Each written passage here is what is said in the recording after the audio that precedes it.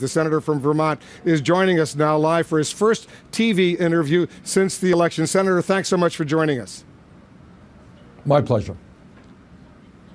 So a key reason why Donald Trump won was his anti-trade message that appealed to a lot of voters in states like Wisconsin, Pennsylvania, Michigan, very similar to your own message that you used throughout your campaign against Hillary Clinton for the Democratic nomination. If you had been his competitor, and that's a big if you had been his competitor, Senator, do you think you could have beaten him? I don't think it makes a whole lot of sense to do Monday morning quarterbacking right now. The election is over. Donald Trump won. Between you and me, Wolf, I would have loved to have had the opportunity to run against them, but that did not end up being the case. Right now, where we are is where we are. I intend to work with President Trump on those issues where he will, in fact, work for the middle class and working families in this country. I will vigorously oppose him if he appeals to racism or sexism or some of the other discriminatory measures that he brought up during his campaign. But it never crossed your mind that you might have done better against him? You might have actually won if you had been the Democratic nominee? What good does it do now? You know, the election is over, and, Hillary, I did my best to see that Hillary Clinton get elected. I was out in some 12 states during the last week with 21 rallies. So the election is over, and we've got to look to the future. And what we have got to demand, I think, is that Mr. Trump keep the promises that he made to working families. You'll remember, Wolf, he talked about how he was going to be a champion of working families. Well, I hope he will raise the minimum wage so that people who are working for $9 or $10 an hour get the kind of raise they're entitled to.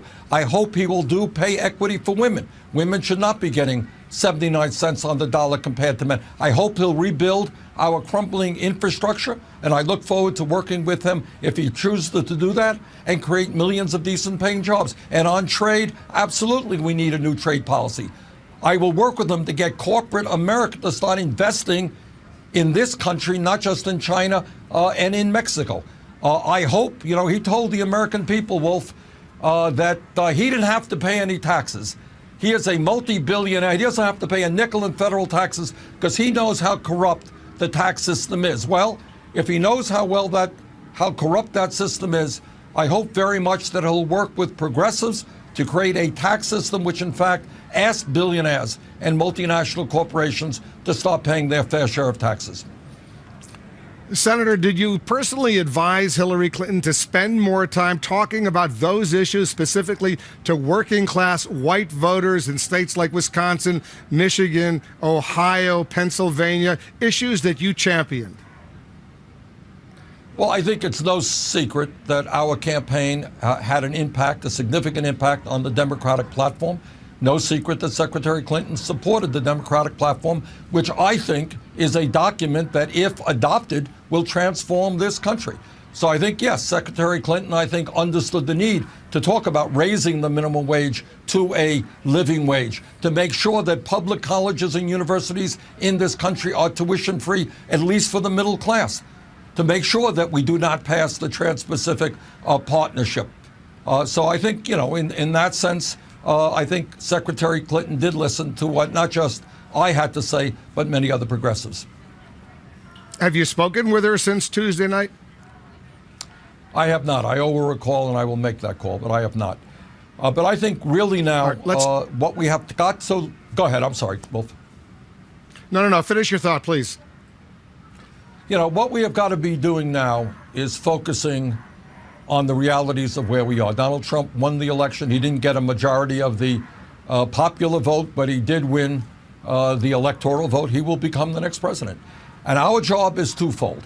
Our job is to make sure that the anger that so many people in this country feel, because they are, in fact, working longer hours for low wages. They're worried about their kids. If they're in rural America, they're seeing their downtown stores boarded up. Their kids are leaving town because there are no jobs in that community. Inner cities, youth unemployment, astronomically high. People are angry. They have a right to be angry. But we have got to channel that anger against the people who caused the decline of the middle class and so many people living in poverty, not take it out on our neighbors who may happen to be Muslim or Latino or women. That is demagoguery, and I will do everything that I can to oppose that. Let's deal with the real issues, that the rich are getting richer, that we are moving toward an oligarchic form of society where a handful of billionaires control the economy as a result of Citizens United, control to a significant degree our political system, and, may I say, control our media. So there's a lot of work to be done, but let's not take out our frustration against the poor or minorities. Senator, I'm curious, what was your reaction Tuesday night as you watched the results come in and she started losing in Florida, North Carolina, Virginia? You were watching, I'm sure you were watching TV. Were you surprised? Watching CNN, as a matter of fact, Wolf. Thank you. I thought as we went into the day that there was a 2-to-1 chance that Hillary Clinton would win. So I thought there was a real possibility that Trump could win. I thought that the likelihood was that Hillary Clinton would win. And I was sad for two reasons. Obviously, I worry very much about some of the very discriminatory and inflammatory things that Trump said during the campaign. This is America, and we are not going to throw out 11 million people in this country who are undocumented. We're not going to turn against one of the largest religions in the world, people who are Muslim. I do not want to see Muslim kids, and we're hearing about this already, who feel intimidated in the country and frightened in living in the country where they grew up. That is not American. We do not want to continue the attacks against women that were so prominent in Trump's campaign. But I hope that on those areas where Trump talked about the needs, where he was right, the middle class, working class of this country is hurting. Let's work together to improve lives for millions of people who are now living in despair and who have the right to do a lot better than they are today.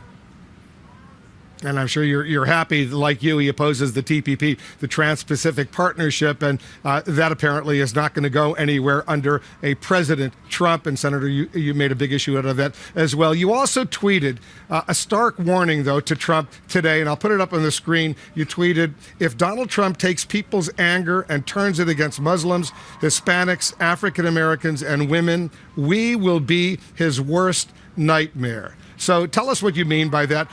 If a President Trump were to enact, for example, a ban on Muslims, a temporary ban, or mass deportations, what will you do about it? You're in the minority in the U.S. Senate.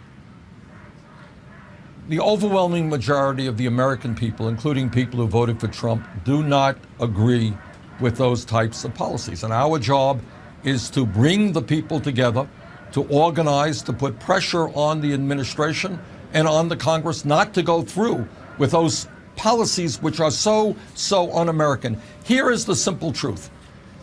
The people, so many people in our country, Wolf, are angry because you know why? They've seen their jobs go to China. Their kids can't afford to go to college. They can't afford child care. They can't afford, if they're living in a city, often can't afford the high cost of rent. They're angry. And they're seeing almost all new income and wealth in this country going to the top 1%. Rich are getting richer. Everybody else is getting poorer. That is the reality. But what it would be unacceptable for a president to do is take that anger, that frustration, that hurt, and turn it against the poor, turn it against people of color, turn it against Muslims. That is demagoguery of the worst kind. And if Trump attempts to do that, I will do everything that I can, along with millions of other people in this country, to say, sorry, that is not what the United States of America is about. So what's your advice, because you disagree with Donald Trump on a lot of these kinds of issues, what's your specific advice, Senator, to Democrats as they deal with Republicans in Congress? Should they obstruct all this kind of potential legislation? What advice do you have for them? This is what I believe. You know, Trump talked about his concerns about outsourcing, his concerns about a bad trade policy. If he is serious about reforming our trade policies and creating jobs in America and not in China, let us work with him. Trump talked about a corrupt campaign finance system. He's a billionaire. He was able to fund a large part of his campaign. Well, you know what? Not every candidate is a billionaire. If Trump is serious about understanding that we have a corrupt campaign finance system where special interests are able to buy politicians, I would hope that Trump will work with us to overturn this disastrous Citizens United Supreme Court decision and move toward a campaign process by which big money and wealthy contributors cannot control the political process. If Trump is serious about his concerns about the needs of working people, let's rebuild the infrastructure. He's talked about that. I've talked about it. We can create millions of jobs rebuilding our roads and our bridges and our water systems, airports, our rail system. If he was not just into campaign rhetoric, and if he was sincere about it, let's work together. So there are a lot of areas I think we can work together if he was sincere in what he said during the campaign. But if he is going to resort to bigotry, trying to divide us up, we will oppose him tooth and nail. What is your message to the protesters? A lot of young people that we saw in the streets, for example, last night, who are very unhappy with the results. What do you say to those young people, and so many of them, as you know, supported your campaign? I would say to them, number one, do not despair. Get involved in the political process. The views that we hold, that we should be a vibrant democracy and not move to an oligarchy, the views that we should have a non-discriminatory society, the views that we have got to tackle climate change and transform our energy system, that we need to make our public colleges and universities tuition-free. We have to deal with this grotesque level of income and wealth inequality. All of those issues are what a majority of the American people support. So I would urge those young people, get involved politically.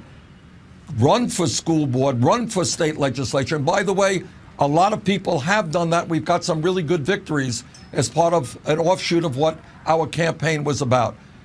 And so I would say to the young people, get involved, help us oppose Trump when he is wrong, and let's work together to create the kind of nation that most of us know we can become. Interestingly, Senator, you have not ruled out the possibility of a 2020 run for the White House. Is that something you'd seriously consider? Wolf, the last thing in the world after this never-ending campaign, when we have not even sworn in the new president, is to talk about 2020. So let's not go there at all. Right now, what I've got to focus on is doing everything I can as a United States Senator to improve life for a middle class which is hurting today, and to protect the interest of 43 million people who are living in poverty. That sounds to me, and you're going to be mad at me for pressing you, Senator, but that's my job. It sounds to me like you're not ruling it out. Wolf, I would say there will be a whole lot of disappointment in this country if the media starts talking about 2020. The people are tired of never-ending campaigns. Let us focus on the reality of today. Let's focus on the issues impacting the American people, and let's not worry about who's going to be running in 2080 or something like that. All right. One final question. I know you got to run. Yeah.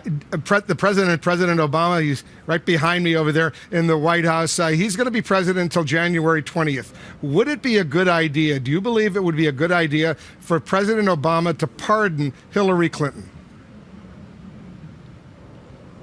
To pardon Hillary Clinton? Hillary Clinton. In other words, not allow her to be charged with any potential crimes, because there are those in the incoming Trump administration who want a special prosecutor to go ahead and file charges against her. The president, and remember, there was a president when Gerald Ford. We're old enough to remember when Gerald Ford pardoned Nixon. Yeah. Do you think it would be a good idea for this president to pardon Hillary Clinton? All right. I don't look. President Obama will do what he feels is best. But the idea in a democracy, in the United States of America, that a winning candidate would try to imprison the losing candidate, that's what dictatorships are about. That's what authoritarian countries are about. You do not imprison somebody you ran against because you have differences of opinion. That would be an outrage beyond belief. And I think the vast majority of the American people would find that totally, totally unacceptable to even think about those things. Senator Sanders, thanks so much for joining us. Thank you very much.